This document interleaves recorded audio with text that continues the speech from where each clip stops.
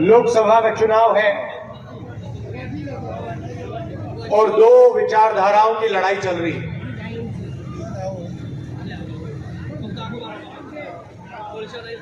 सवाल यह है कि हिंदुस्तान का लोकतंत्र और संविधान बचेगा या नहीं बचेगा।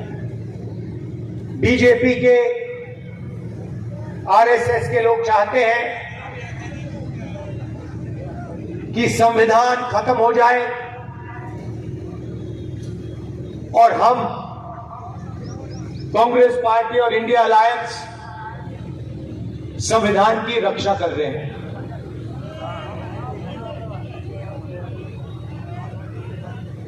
जो भी हमें आजादी के बाद मिला, चाहे शिक्षा, स्वास्थ्य, डेवलपमेंट, पानी, जो भी हिंदुस्तान की गरीब जनता को मिला है, उसका कारण, उसकी नींव संविधान है, कॉन्स्टिट्यूशन है। और आज पहली बार बीजेपी के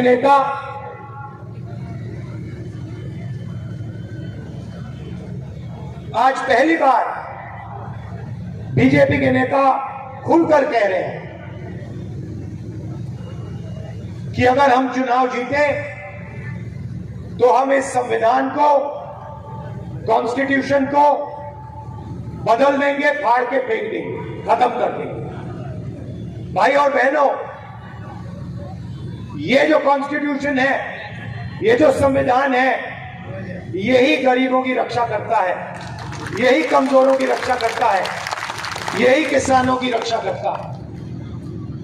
नरेंद्र मोदी जी चाहते हैं कि 22-25 लोग हिंदुस्तान के पूरे धन को, पूरी सत्ता को, पूरे नेचुरल रिसोर्सेज को कंट्रोल करें। आपने देखा पिछले 10 सालों में यहां क्या हुआ है, गुजरात में क्या हुआ और पूरे हिंदुस्तान में क्या हुआ। आज हालत यह है, मैं आपको बताता हूं, 2 उदाहरण आपको देता हूं। आज हालत यह है कि 22 ऐसे लोग हैं जिनके पास उतना ही धन है जितना 70 करोड़ हिंदुस्तानियों के पास है। 22 लोग ऐसे हैं जिनका अगर आप धन जोड़ दें तो 70 करोड़ हिंदुस्तानियों जितना धन है उनके पास। नाम आप जानते हो, गुजरात में ही ये शुरू हुआ था। अदानी, अंबानी, ये नाम है। 20-25 लोग हैं। किसानों का नरेंद्र मोदी जी ने कर्जा माफ नहीं किया, मगर इन 22-25 लोगों का नरेंद्र मोदी जी ने 16 लाख करोड़ रुपया कर्जा माफ किया है। अब आप ताली बजा रहे हो, मगर यहां पे 90% लोगों को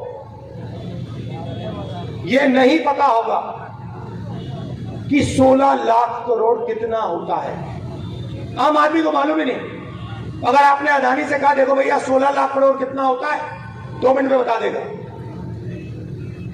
मगर इतना बड़ा नंबर है कि जो किसान होता है, मजदूर होता है, छोटा व्यापार करता है, उसको ये नंबर समझ ही नहीं आता। मैं आपको समझा देता हूं। हमने किसानों का कर्जा माफ किया था, आपको याद होगा, यूपीए की सरकार थी। अगर आप 25 बार हिंदुस्तान के किसानों का कर्जा माफ करो, मतलब 25 साल के लिए हर साल माफ करो, तब 16 लाख करोड़ रुपए बनता है। और 22 लोगों का, भाई और बहनों, 22 लोगों का इन्होंने 16 लाख करोड़ रुपया, 24 साल का मनरेगा का पैसा, 25 साल का किसान कर्जा 22 लोगों को। हिंदुस्तान में 1% लोग 40% धन कंट्रोल करते हैं। यह सच्चाई है देश की। और फिर नरेंद्र मोदी जी, बीजेपी के लोग कहते हैं हम आरक्षण को खत्म कर देंगे। जहां भी कमजोर लोगों को थोड़ा सा फायदा मिलता है, किसानों को थोड़ा सा फायदा मिलता है, मजदूरों को, छोटे व्यापारियों को थोड़ा सा फायदा मिलता है, वहां ये लोग, उनका ध्यान चला जाता है, उसको बंद करने की कोशिश करते हैं।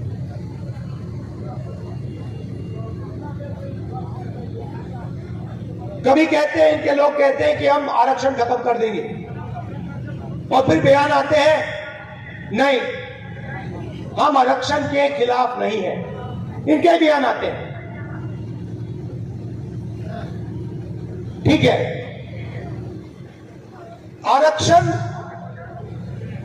का मतलब क्या है? सबसे पहले कि देश में गरीबों की, दलितों की, आदिवासियों की, पिछड़ों की भागीदारी होगी। यह है मतलब कि देश में जो सत्ता है, जो धन है, उसे न्याय के साथ बिना अन्याय बांटा जाएगा। रिजर्वेशन का यह मतलब है। रिजर्वेशन को खत्म करने का तरीका प्राइवेटाइजेशन, रिजर्वेशन को खत्म करने का तरीका अग्निवीर। ये हमारे मीडिया के मित्र हैं। हिंदुस्तान में सबसे बड़े मुद्दे कौन से हैं? बेरोजगारी, महंगाई, भागीदारी, यही है ना मुद्दे। किसानों की स्थिति आप मुझे बताओ, मीडिया में आपने बेरोजगारी की बात कब सुनी? कभी टीवी पर आपने देखा? नहीं। महंगाई की बात आपने कभी टीवी पे देखी कि भैया बहुत महंगाई हो रही है? कभी देखी? भागीदारी की बात कभी देखी, सुनी है आपने?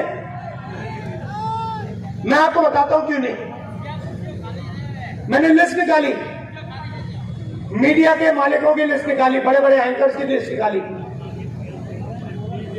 उसमें आपको एक पिछड़ा नहीं मिलेगा, एक दलित नहीं मिलेगा, एक आदिवासी नहीं मिलेगा, एक गरीब जनरल कास्ट का व्यक्ति नहीं मिलेगा।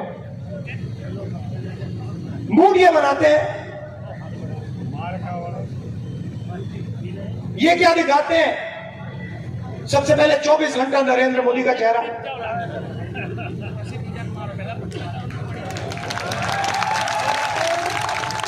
आप देख लो। લોકોની ચિંતા કરીને ચાલી રહ્યો છે, એનું મન મજબૂત કરવાનું આપ સૌ કામ કરો એટલી વિનંતી સાથે આપનો સૌનો આભાર। આદરણીય રાહુલ ગાંધીજી ટૂંક જ ક્ષણોમાં આપણી સૌની વચ્ચે પાટણની આ ઐતિહાસિક ધરતી ઉપર આવી રહ્યા છે। હું ગુજરાત પ્રદેશ કોંગ્રેસ સમિતિના સન્માનીય નેતા અને ગુજરાત વિધાનસભામાં कांग्रेस पक्षना उपनेता एवं भाई श्री शैलेष भाई परमार ने विनंती करूं कि आओ और संबोधन करो।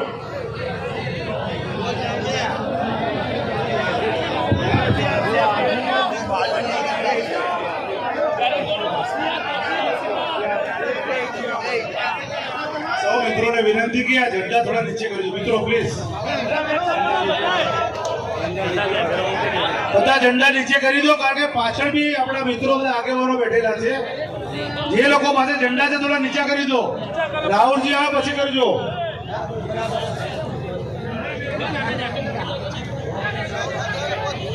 એક જ મિનિટમાં રાહુલ ગાંધી આવે છે. હું પ્રવચન નથી આપતો મિત્રો. રાહુલ ગાંધી આવવાના છે. એક જ મિનિટમાં ઘંટા બી પ્લીઝ નીચે મૂકી દો.